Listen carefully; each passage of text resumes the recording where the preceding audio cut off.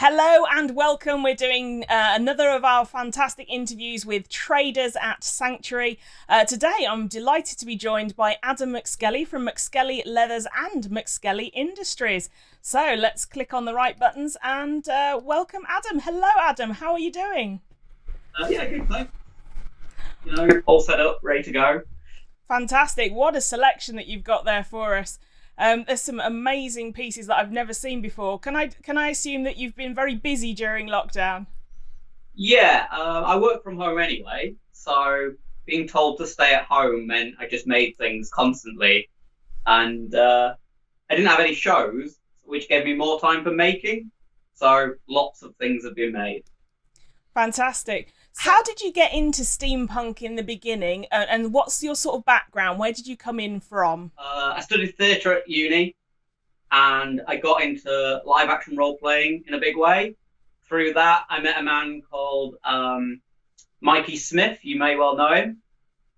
He invited me to come to the second asylum, and I've been going ever since. I put an outfit together based on costume I had from uni, which was a mixture of a clown outfit and a pirate outfit to make a sky pirate outfit. So that's how I started in steampunk.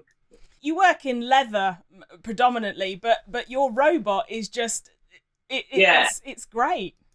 I work in materials. Basically, I'll work in anything. I'm well known for working in leather, but I do work in foam, metal, plastics. I got into 3D printing last year, so I've been making all sorts. But yeah, the big robot has always been fun. It weighs nothing. It's super comfy to wear, but it looks like a giant chunk of metal. And we made that for a lot. Yeah. So is that the sort of route that you came from originally? So when you started making things, was it very much for the LARP side of things or reenactment? Yeah, LARP, reenactment. I've done stuff for museums. I started LARPing at 19, making my own costume for that. And then when I got to uni, because I was doing costume design, I've been to all sorts. I go to all sorts of different events because I do steampunk quite a lot. But I've also done post-apocalyptic, cyberpunk, anything really. It's all costume based, so wherever there's costume, I'll be there. Brilliant, thank you. So I see you've got some new interesting characters there on that back top shelf. Would you like to introduce us and go through some of the pieces that we can see there? So I've got some big costume character heads at the back. So these are like foam and latex. They're like masks, but they're very characterful. They move quite nicely because they've got like fake fur and chainmail hanging off them and stuff. I've been doing my like face guards, and these are a mixture of leather and 3D printed parts. 3D printing is really cool nowadays. You can do all sorts with it. So I do. I make like kits and stuff. I do electronics as well. So some of these are, they light up and they have like buttons that do stuff. I think this one buzzes. Yeah, that one buzzes. So have you got anything else exciting there that people will be able to see for the first time? Because I believe you are trading at Sanctuary. I've always got new stuff. These the ones I've got here are basically the ones I think are my favourites personally because they're really detailed, really colourful, things like that. But yeah, everything I do is like a one-off. You don't see replicas very often on my stall. So it's always good to come and have a proper look because everything will be carved differently, different patterns. A recent one is I've been making like hobbit pouches with wooden spoons, my cyberpunky masks with the kind of like big vents and stuff. These are what I did recently, which came out really nice. These are bees because I thought, why not? But yeah, really, really detailed things is what I've got at the minute. Just spending that extra hours. It is always hours. Just adding extra details into stuff just to finish them off. I think people don't appreciate the amount of time and effort that goes into these kind of things. Certainly some of the things I do take a long time. Currently, I'm working on a personal project. I've been live streaming it, and so far on live stream number 5, and each live stream is like 1 to 2 hours, mostly 2 hours, and it's nowhere near finished yet because it's like patchwork, and that just takes forever. Wow. Okay, so for people who can't make it to Sanctuary and can't make it to Newark to see the items that you have, you mentioned that you're live streaming. Where else can people catch you? Where can they buy your products or where can they see you working? I'm on Facebook. Facebook is where I live stream, so anyone can come along and just watch.